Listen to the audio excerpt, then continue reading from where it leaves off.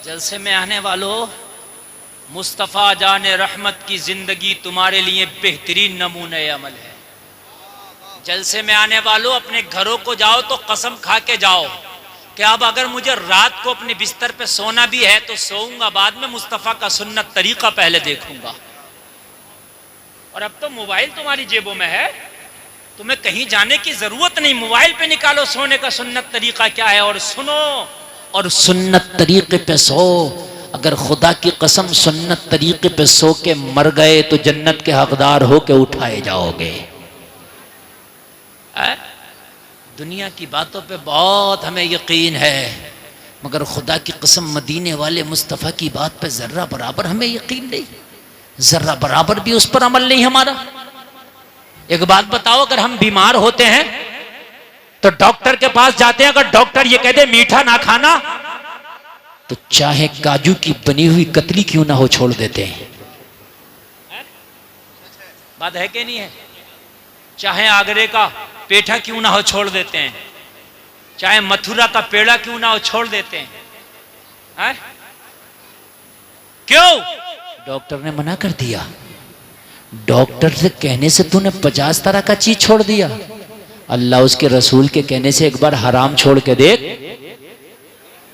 अगर जिंदगी में बाहरें ना आ जाएं तो कहना, ए बेटे बैठ जाए, बच्चों ए बैठ। देखो तुमने इनको ना यहाँ बीच में बिठा दिया, और जब तुम बच्चों को बीच में बिठाओगे ना तो ये बच्चे यही करेंगे जो कर रहे हैं, ये शोर मचाएंगे। ये बहुत ज्यादा खतरनाक चीज है। ये बच्चे आपको मालूम नहीं है, ये अच्छों की हालत खराब कर देते हैं। इन बच्चों की तरबियत जो है बहुत जरूरी है। अच्छा, बच्चों से ज्यादा मुझे बड़े लग रहे हैं। यहाँ की औरतें तो कम बोल रही हैं, मगर मर्द औरतों से ज्यादा बोल रहे हैं। ऐसा लग रहा है जैसे शादी में कहीं खाना खाने आए। अच्छा, मैक की आवाज आप तक आ रही है कि नहीं आ रही है? पता नहीं कौन सा जादू पड़ के मैक वालों ने इसको बांध रखा, आवाज बिल्कुल मैक की बंधी हुई है। मैं इससे अगर मुंह जरा दूर कर रहा हूं ना तो इसकी आवाज ही नहीं समझ में आ रही है कि आप तक जा रही है कि नहीं जा रही है। रात भी ऐसे ही मैक मिला था, और उन्हीं का भैया बंद बिल्कुल ये भी ऐसे ही मिला है। बढ़ा रहे हैं तो सीटी ले रहा, बस मैक वालों ने पता नहीं कौन सी एक नस पकड़ ली होती है, इनसे को बढ़ाओ तो ये सीटी दिला देते। ठीक, ये नहीं, मैक बंद कर, बंद कर, बिल्कुल। हम दुनिया के कहने से दुनिया की चीजें छोड़ देते हैं। एक बार मुस्तफ़ा के कहने से मेरे भाइयों, अपनी जिंदगी से जरा हराम निकालो, है ना? डॉक्टर कहता है ये दवा खाने से ये फायदा, ये दवा खाने से ये फायदा। मेरे नबी फरमाते हैं ये गुनाह छोड़ने से ये फायदा और ये गुनाह छोड़ने से ये फायदा। हाँ, आप झूठ छोड़ दो, आपके घर में बरकतें आ जाएंगी।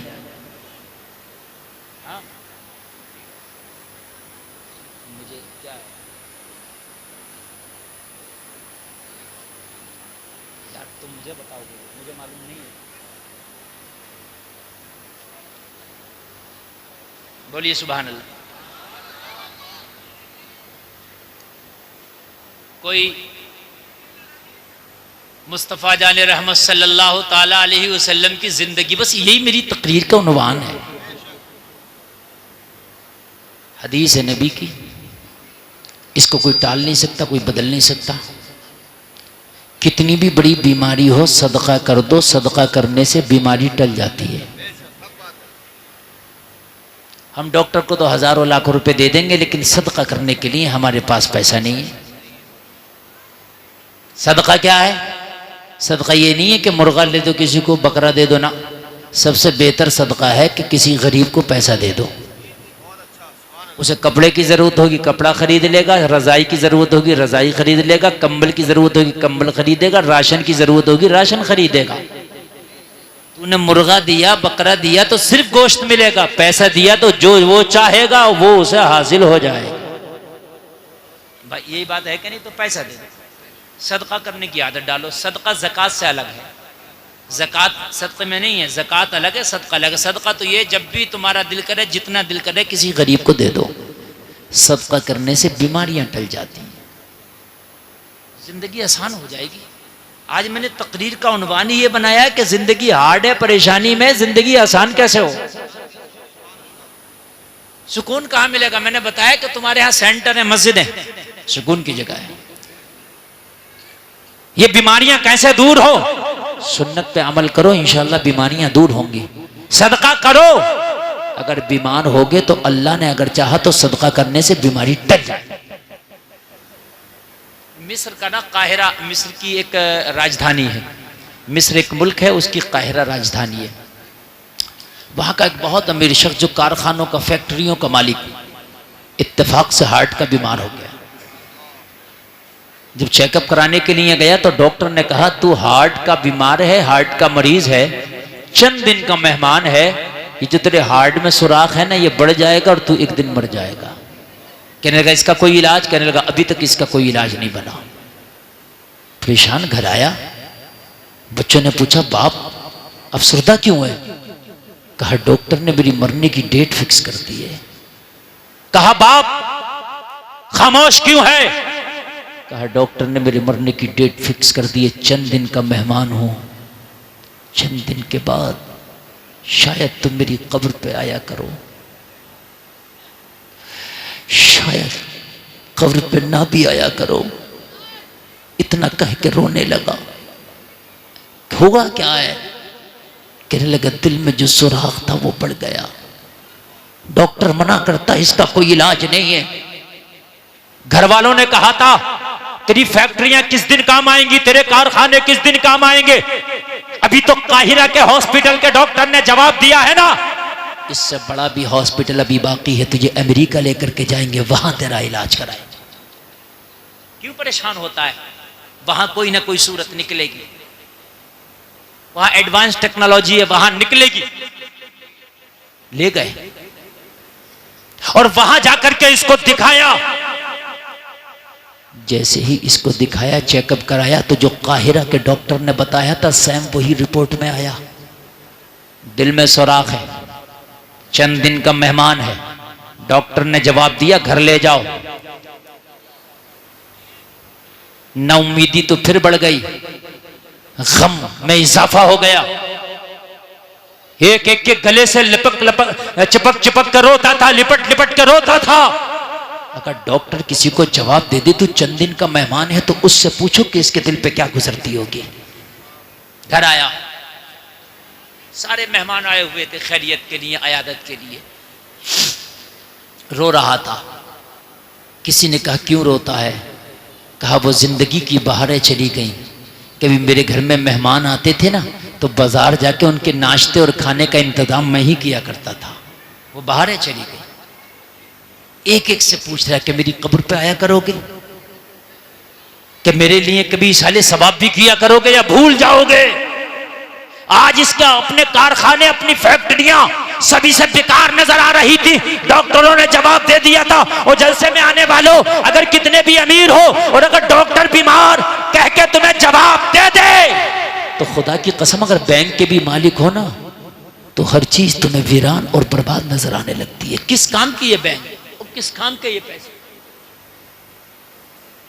घर वालों ने कहा इतना तो रोने की जरूरत नहीं है, हौसला रख, चल बाजार चलते रह, कुछ दिल बहलेगा। मरीज को अगर थोड़ा सा ले जाओ ना तो उसका दिल बहलता है।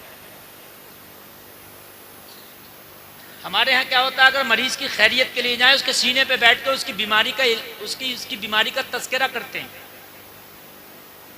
अरे इसी बीमारी में तो थे हमारे पड़ोस में अभी परसों ही मरे। अब वो बेचारा, अगर उसकी सांसें अब तक ठीक भी चल रही थी ना, तो उसकी सांसें ऊपर नीचे होने लगी। समझ रहे हैं आप? क्यों डाले पड़े हो तुम हॉस्पिटल में, क्यों पैसे खराब कर रहे हो? यही बीमारी थी, बिल्कुल अभी परसों ही दफन हुआ, छोटे छोटे बच्चे रह गए। अरे अगर इस बीमारी में मरा भी है तो तू इसके सामने क्यों बयान कर रहा है? इसके सामने तो ये कहना यार तू अच्छा हो जाएगा, अल्लाह ने चाहा तो। ये बीमारी फला साहब को भी थी, हमने उसे भी अच्छा होते देखा है, अल्लाह ने चाहा तेरी भी रिकवरी हो जाएगी। अरे दुआओं से तो तकदीर बदल जाती है। उसका दिल तोड़ेंगे और समझ रहे हैं? आए हाय, कहने लगा चल बाहर चल, बाजार में घूमेगा, थोड़ा सा फिरेगा, सैरो तफरी होगी, मन बहलेगा, दिल खुश होगा, तो हो सकता है तुझे जिंदगी की थोड़ी सी उम्मीद नजर आने लगे। कहने लगा हाँ ये बात सही है, लेकिन चलने के काबिल नहीं हूं मैं। तो कहने लगा हम सहारा देंगे ना। बेटों ने सहारा दिया, बाजार ले गए। सोना नहीं है, सोना बिल्कुल नहीं है। इसलिए आज का जो मजमा आप लोगों ने बनाया ना, बड़ा खराब बनाया। बच्चे आगे बिल्कुल बिठा लिए और ये सुन के किसी की नहीं दे रहे। कोई किधर देख रहा है, कोई किधर लेटा है। देखो लाल बनियान वाला देखो कितने मजे ले रहा है। देखो देखो देखो देखो, मतलब ही नहीं है इनसे। ये बिरादरी से मतलब ही नहीं है। हदीस की बात चल रही है, कुरान की चल रही, इससे कोई मतलब नहीं है। समझ रहे हैं? इससे बड़ा डिस्टर्ब होता है। ये मैं बोल रहा हूँ जिगर गुर्दा है, ठीक है। मेरे बाद मुफ्ती साहब आएंगे, वो भी इस चीज को बताएंगे कि हाँ ये आपने गलत किया, डिस्टर्ब कर रहे हैं। या तो फिर बच्चे खामोशी से बैठे। चल बाजार चल, मार्केट चल, थोड़ा सैर तफरी करेगा तेरा मन बहलेगा, चलो। बच्चों ने सहारा दिया। बेटे ने कांधा पकड़ा, किसी ने हाथ पकड़ा, किसी ने इसको पकड़ा, सहारा दिया। बाजार ले गए, थोड़ा सा इसको घुमाया, थोड़ा सा फिराया, मन बहला, मन अच्छा हुआ। तो कहने लगा एक काम ना करो, मार्केट में आ ही गए हो तो मेहमान घर पे आए हुए हैं खैरियत के लिए, कुछ गोश्त खरीद के उनका बेहतरीन मेहमान नवाजी ही कर दो। जो अभी बिस्तर पे रो रहा था, घर से बाहर थोड़ा सा क्या निकला कि थोड़ा सा इसका दिमाग चेंज हुआ, माइंड बदला। इसको गोश्त की दुकान पर ले गए, खड़ा कर दिया। इसने बताया इतना खरीदो। बच्चा जैसे ही दुकान के पास गया तो इसने क्या देखा, एक खातून है जो हिजाब में है, नकाब पोश है, चेहरा किसी को नजर नहीं आता। उसके हाथ में कपड़े का थैला है। गोश्त वाले की दुकान के पास में जो पट्ठों वाला गोश्त वो कसाई काट के फेंक देता ना, वो उसको उठा उठा के अपने थैले में जमा कर रही है।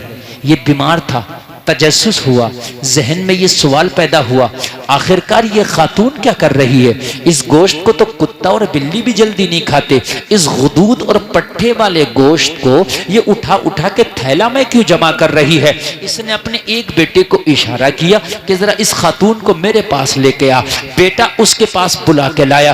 तुझे मेरा बीमार बाप बुलाता है। खातून ने कहा मुझसे क्या काम पड़ गया? कहा थोड़ा सा सुन ले, बीमार है, दिल टूटा हुआ है, मेरा बाप क्या मालूम तुझसे क्या पूछे। बाप के पास इस खातून ने अपने थैले को लिया, इसके बीमार बाप के पास जा खड़ी हुई। क्या चाहता है? उस बीमार ने कहा खातून मुझे इतना बता दे कि अपने कपड़े के थैले में ये हुदूद और पट्ठों वाला गोश्त जो तूने जमा किया है, इसके पीछे का राज क्या है? क्या तूने कुत्ता पाल रखा है? क्या तूने घर में बिल्ली पाल रखी है? खातून की आंख में आंसू आ गया, कहने लगी ए अमीर इंसान, मैं अपने बच्चे पालने से कासिर हूं तो मैं कुत्ता कहां से पालूंगी, मैं बिल्ली कहां से पालूंगी? हद तो यह है कि मुझसे खुद अपने बच्चे नहीं पाले जा रहे हैं, मैं अपने बच्चे पालने से कासिर हूं। ये तो अमीरों के शौक है कुत्ते और बिल्ली के, हम गरीबों के किस्मत में तो हमारे बच्चे ही अगर पल जाएं तो बड़ी बात है।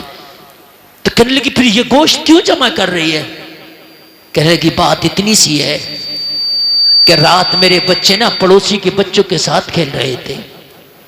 पड़ोसी के बच्चों ने खेलते खेलते मेरे बच्चों से जिक्र कर दिया आज हमारे यहाँ गोश्त का सालन बना था, बड़ा लजीज था।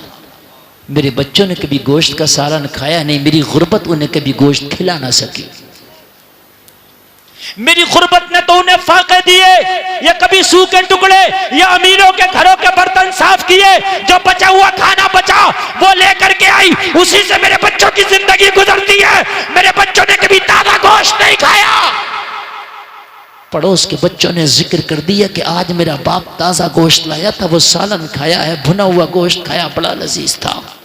बच्चा बच्चा होता है, उन्हें नहीं पता कि माँ का असासा क्या है, उन्हें नहीं पता कि माँ की औकात क्या है।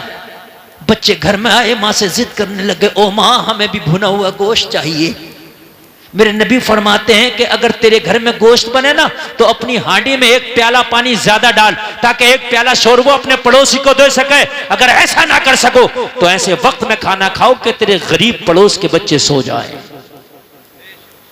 खबरदार अपनी किसी भी चीज की नुमाइश ना करना।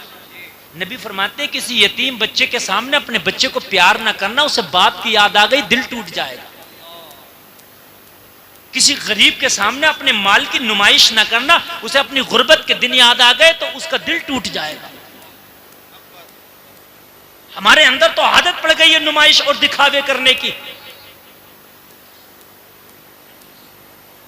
बच्चों ने डिमांड की मुझसे, पूरी रात मेरे बच्चों ने मुझे सोने न दिया। और बच्चा दुनिया का सबसे ताकतवर इंसान अपने बाप को समझता है, और दुनिया की सबसे अमीर औरत अपनी मां को समझता है।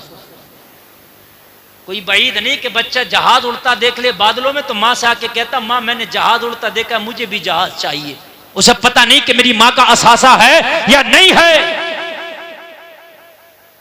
अगर दुनिया का कितना भी मजबूत इंसान बच्चे को मार दे तो कहता अपने बाप से शिकायत करूंगा। वो अपने बाप को दुनिया का सबसे ताकतवर इंसान समझता है, चाहे बाप कितना ही कमजोर क्यों ना हो। आने दो, मेरे बाप को बतलाऊंगा। आंख में आंसू है इस अमीर को बता रही थी, मेरे बच्चों ने पूरी रात मुझे सोने न दिया, मां हमें गोश्त चाहिए, मां हमें गोश्त चाहिए। मैं कहां से अपने बच्चों को ताजा गोश्त खिलाती?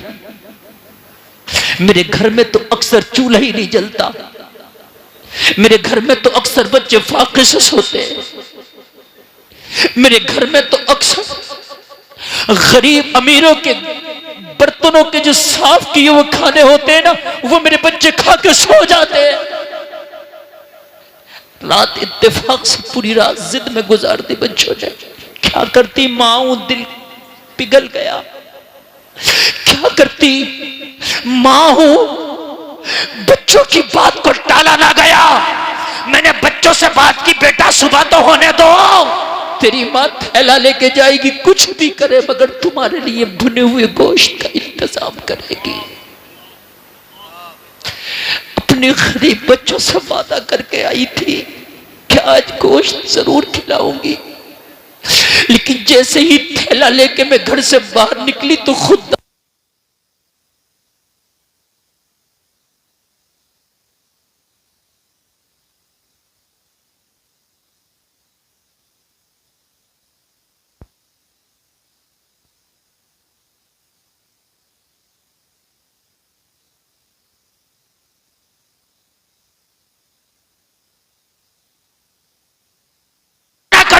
उन जरूरतमंदों का ख्याल रखना ये तुम्हारी जिम्मेदारी। वाह वाह, नारे तकबीर, नारे रिसालत, मसलके आला हजरत, उलमाए सुन्नत जिंदाबाद। मांगने वाले तो मांग लेते हैं, लेकिन कितनी गैरतमंद बेटियां, कितने गैरतमंद बेटे आज भी ऐसे हैं कि जरूरत है, लेकिन खुदा की कसम उनकी गैरत जवाब दे गई, वो मांगते नहीं, इसलिए कि उनकी गैरत उन्हें मांगने नहीं देती। जलसे में आने वालों, तू महसूस कर, अगर वाकई वो जरूरतमंद है, अगर वाकई वो हाजतमंद है, तो खामोशी के साथ उसकी मदद कर दे। ऐसी मदद कर कि तू मदद करे तो दूसरे पड़ोसी को पता ना चल सके, एक हाथ से मदद करे दूसरे हाथ को पता ना चल सके। अल्लाह की कसम, यहां अगर तूने इसकी माल से मदद कर दी तो मैदाने महशर में अल्लाह तेरे नामाए अमाल से मदद कर देगा। वाह वाह वाह, सुभान अल्लाह, सुभान अल्लाह। मदद कर। आज भी कितनी बेटियां तो ऐसी हैं जो दूसरे लड़कों से दोस्ती करके अपना खर्चा उन पर डालती हैं, लेकिन आज भी कुछ इज्जतदार बापू की इज्जतदार बेटियां ऐसी हैं, गरीब हैं, घर में जरी और कढ़ाई का काम करती हैं, सिलाई का काम करती हैं, हफ्ते में 200-250 रुपया कमाती हैं, मगर अपनी इज्जत को खुदा की कसम कहीं नीलाम नहीं करती हैं। 200-250 रुपया एक हफ्ते में कढ़ाई करती हैं, सूट काटती हैं, सिलाई करती हैं, लेकिन वो उसी 250 और 200 रुपया में अपना तन भी ढकती हैं, अपना पेट भी भरती हैं। वो गैरतमंद बाप की गैरतमंद बेटियां हैं, वो इज्जतदार जो है घरानों की इज्जतदार बेटियां हैं। अरे ऐसे घरानों का ख्याल किया करो, अगर कोई ऐसे गरीब है तो उनकी मदद कर दिया। नारे तकबीर, नारे तकबीर, नारे रिसालत, मसलके आला हजरत, हजरत अल्लामा मुफ्ती हम्माद रज़ा साई किबला, हजरत अल्लामा मुफ्ती हम्माद रज़ा साई मुरादाबादी। नारे तकबीर, नारे रिसालत, ख्वाजा के हिंदुस्तान पीपल थाने का सुन्नी मुसलमान नौजवान कमेटी, नारे हैदरी। आप हजरत इत्मीनान सुकून से बैठ जाइए, इंशाअल्लाह बहुत जल्दी अज़न की तकरीर होगी। बहुत अपनी अपनी जगह बैठ जाएं। माशाअल्लाह बहुत कामयाब आपका प्रोग्राम है। देखिए इधर मेरी जाने की तैयारी है, हजरत अल्लामा मुफ्ती हम्माद साहब किबला की आमद है, मेरे बाद आप कलाम सुनेंगे आदम नवाज साहब का, उसके फौरन बाद आपको खिताब सुना। बहुत जल्दी मेरे भाई बैठ जाएं। देख रहे हैं आप बहुत टॉप का बहुत कामयाब खतीब आ गया है, जिसकी तारीखें लेने के लिए महीनों महीनों लाइन में लगना पड़ता है। वो खतीब आदम नवाज साहब की निस्बत से यहाँ हाजिर आ गया है, तो आप इसकी कदर करें और मोहब्बत के साथ सुने। सारे लोग बैठ जाएं, बैठ जाएं। ओ चादर वाले बैठ जाए। पता नहीं किसी के 25 पैसे हटे हुए होते हैं, इसका पूरा रुपया ही गायब है। हाँ भाई सही, अल्लाह सलामत रखे, इसके सदक़े में बख्शिश फरमाए। अगर ये माजूर है तो ये जन्नती है, और इसके सदक़े में अल्लाह हमारी बख्शिश फरमाए। मुझे पता नहीं था, मैं इस चीज के लिए माजरत चाहता हूं। तवज्जो फरमा, मेरी बात बिल्कुल आखिरी पड़ाव पे है, बिल्कुल आखिरी। 1.5 घंटा मैं बिल्कुल बोल चुका हूं, मुझे बड़ा लंबा सफर करना है। और हमारे भाई हमारे बिल्कुल तशरीफ ले आए, आप चेहरे की जियारत करें, मेरी आखिरी बात सुने। एक बार जरा कहते हैं सुभान अल्लाह। बात समझ में आ रही है कि नहीं आ रही है? नौजवान आ रही है ना? बिल्कुल समझ में। अल्लाह सलामत रखे, अमल की तौफीक अता फरमाए मेरा मौला। बस आखिरी बात सुने, आखिरी बात सुने। कहने लगी, अब मेरे बच्चों ने जो मुझसे डिमांड की है, तो मैं इस गोश्त को लेके जाऊंगी, इस पट्ठों को, इस गुदूद को। जो खराब गोश्त होता है, या तो गुदूद होते हैं या पट्ठे होते हैं, आप जानते हैं, वो खराब होते हैं ना। मैं इनको लेके जाऊंगी। जब मैंने हाथ फैला ना सकी, किसी से मांग ना सकी, गोश्त लेके जाना था, क्या करती? दुकान पे आई तो इससे भी मांगने की हिम्मत ना पड़ी। तो अंदर से मेरा ज़मीर बोला, ये जो फेंक रहा है इसे कुत्ते भी खाते हैं कि नहीं खाते हैं? जब कुत्ते खा के नहीं मरते तो तेरे बच्चे भी नहीं मरेंगे। इसको ले जा, इसको पका के खिला देना, तेरे बच्चों की कम से कम भूख खत्म हो जाएगी, तेरे बच्चों का तड़पना खत्म हो जाएगा। जलसे में आने वालों, उसी को ना दिया करो जो मांग लेता है, उसके बाद ख्याल किया करो जो मांग नहीं सकता। गैरतमंद है, बैठा है, खामोशी से मदद करो उसकी। और ये मदद ऐसी है, अल्लाह की कसम, मैदान महशर में तेरे लिए बख्शिश का जरिया बनेगी। तो पता ही समीर ने क्या जवाब दिया? कहने लगा, बहन इसको फेंक दे। ठीक है, तेरी सोच ठीक थी, जितने गोश्त तुझको लगे वो ले ले, अभी मैं पेमेंट कर देता हूं। फिर भी मना कर दिया, नहीं लूंगी। कहा क्यों? तेरे पास पैसा नहीं है, इसलिए गुदूद और पट्ठे वाला गोश्त उठाया, और जब मैं रकम देने के लिए तैयार हूं तो फिर भी मना करती है। कहने लगे, मेरे बच्चों ने अभी तक अच्छा गोश्त खाया नहीं है, आज पट्ठे भून के खिला दूंगी, कल मांगेंगे तो फिर ले जाके खिला दूंगी, लेकिन आज तूने अच्छा गोश्त अगर दिला दिया, बच्चों ने खा लिया, पहचान जाएंगे गोश्त ये होता है। अगर कल मेरे बच्चों ने डिमांड करी तो मैं कहां से खिलाऊंगी? अभी तक तो मेरे बच्चों ने खाया नहीं है, तो उन्हें पहचान भी नहीं है अच्छा क्या है और बुरा क्या है। भाई आपने कभी जिंदगी में गुलाब जामुन नहीं खाया हो, तो अगर गुलाब जामुन की जगह आपको कोई और मिठाई देके कह दिया जाए यही गुलाब जामुन आप खा लोगे, इसलिए नहीं खाया, लेकिन जब एक बार खा लोगे तो जायका भी पता चल जाएगा, और उसका कलर कैसा होता है, उसकी शक्ल कैसी होती है, ये भी पता चल जाएगी। कहने लगी, मेरे बच्चों ने अच्छा गोश्त खाया नहीं, मैं पट्ठे ले जाके गुदूद ले जाके खिला दूंगी तो इसी में राजी हो जाएंगे, फिर रोएंगे तो फिर खिला दूंगी। लेकिन अगर आज तूने अच्छा गोश्त दिला भी दिया, अगर कल मांगने लगे तो फिर ये गुदूद नहीं खाएंगे, मुझे भीख मांगना पर मजबूर होना पड़ेगा, और मैं नहीं चाहती किसी के आगे अपना हाथ फैलाओ। यार क्या सोच है इस खातून।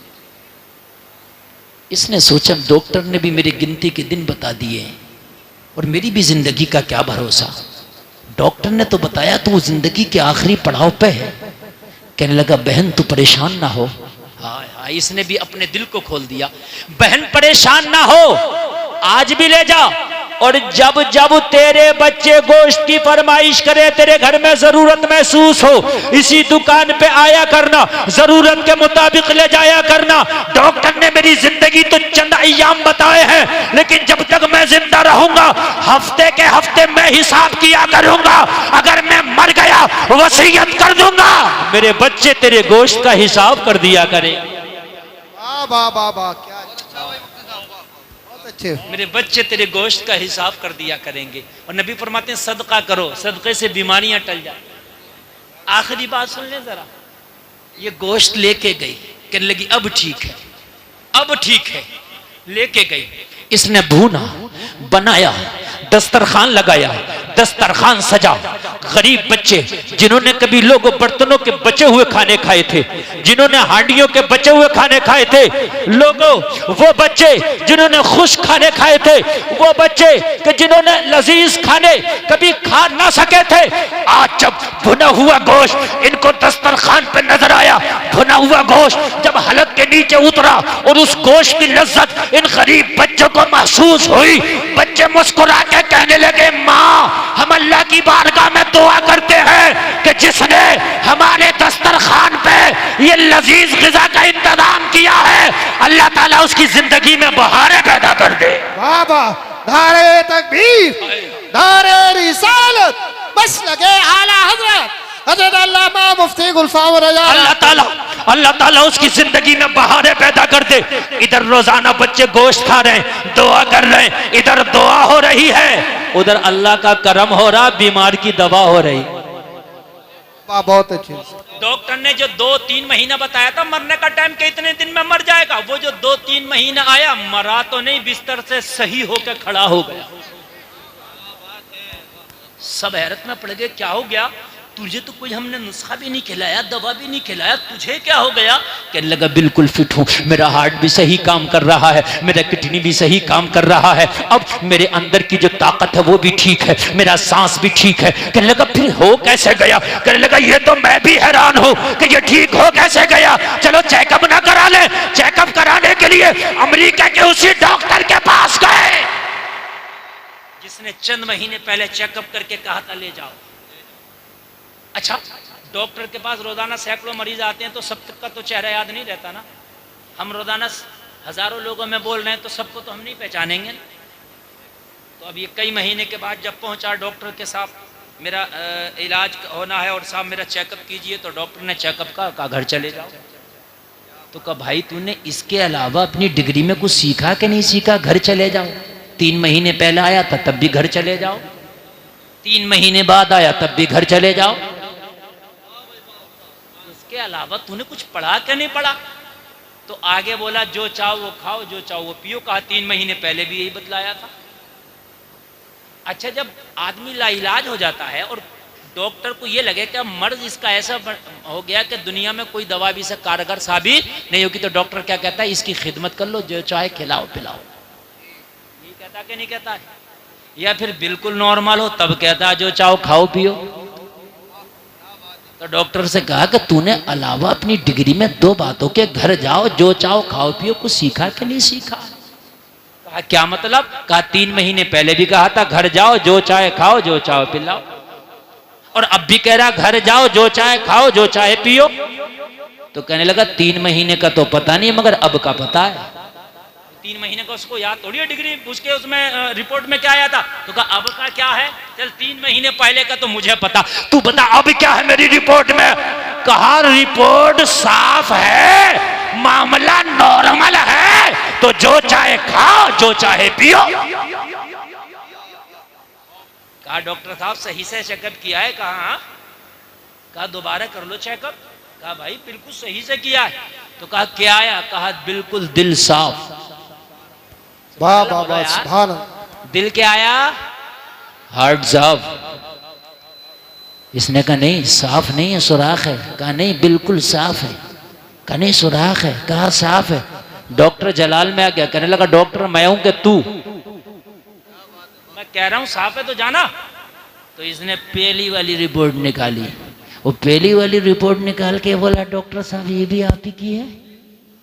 डॉक्टर ने देखा एक में साफ, एक में सुराख, एक में साफ, एक में सुराख। हैरत में पड़ गया, माथा घूम गया, रिपोर्ट रख दिया, माथा पकड़ के बैठ गया।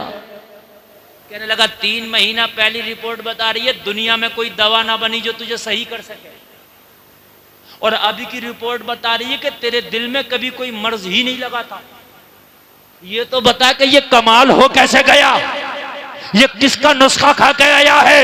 जिसका इलाज करके आया है। तो ये मरीज मुस्कुरा के बोला, अब किसी दुनियादार का नुस्खा नहीं खाया, मदीने के मोहम्मदुर रसूलुल्लाह का नुस्खा खा के आया। कहने लगा कौन सा? कहने लगा मेरे नबी फरमाते हैं सदका करो बीमारी टल जाएगी। मैंने गरीब खातून के बच्चों के खाने का क्या इंतजाम किया, उसी दिन से दिन ब दिन मुझे सेहत में इजाफा होने लगा। और एक दिन ऐसा हुआ कि मैंने सही महसूस किया, और आज मैं ही सही महसूस नहीं कर रहा हूँ, तेरी रिपोर्ट भी सही बता रही है, तू भी सही बता रहा है, जमाना मुझे सही बता रहा है। तो डॉक्टर कह रहा था दुनिया की सारी हिकमत मोहम्मदुर रसूलुल्लाह के एक हुक्म के सामने फेल है। जहां से दुनिया की पावर खत्म होती है, वहां से मदीने वाले की पावर शुरू होती है। नारे तकबीर, नारे रिसालत, नारे रिसालत, बस लगे आला हजरत उलमाए सुन्नत जिंदाबाद जिंदाबाद। डॉक्टर कहने लगा आज मुझे भी भरोसा हो गया, आज मुझे भी यकीन हो गया, डॉक्टरी सब कुछ नहीं है, हिकमत सब कुछ नहीं है। जहां पर डॉक्टरी जवाब दे जाए, जहां पर हिकमत जवाब दे जाए, जहां पर नुस्खे जवाब दे जाए, जहां पर दवाइयां जवाब दे जाए, वहां कोई ताकत है जो वो काम आती है, और वो ताकत है मदीने वाले मुस्तफा की ताकत। तभी तो बरेली से आवाज आई थी। क्या आवाज आई? जलसा में आने वालों, आला हजरत बोले थे जिसके तलवे का धोबन है आबे हयात है वो जाने मसीहा हमारा नहीं। वाह वाह वाह, सुभान अल्लाह सुभान अल्लाह। अल्लाह ताला हमें शरीयत मुस्तफ़ा पे अमल की तौफीक अता फरमाए। लोगों, मुस्तफ़ा की ज़िंदगी हमारे लिए बेहतरीन नमूना अमल है। लोगों, नबी के लाइफ स्टाइल को अपनाओ, नबी के तर्ज ज़िंदगी को अपनाओ, नबी की ज़िंदगी के तरीक़े को अपनाओ, मुस्तफ़ा की सुन्नतों को सीख लो। इंशाअल्लाह ज़िंदगी में बहारें आ जाएंगी, इंशाअल्लाह ज़िंदगी में आसानियाँ पैदा हो जाएंगी। मेरा मौला कहने सुनने में कोई ख़ता हुई तौबा करता हूँ, माफ़ फरमाए। कलमा शरीफ पढ़ें, ला इलाहा इल्लल्लाह मुहम्मदुर रसूलुल्लाह। इस्लाम जिंदाबाद, व मा अलैना इल्लल बलाग। अस्सलामु अलैकुम।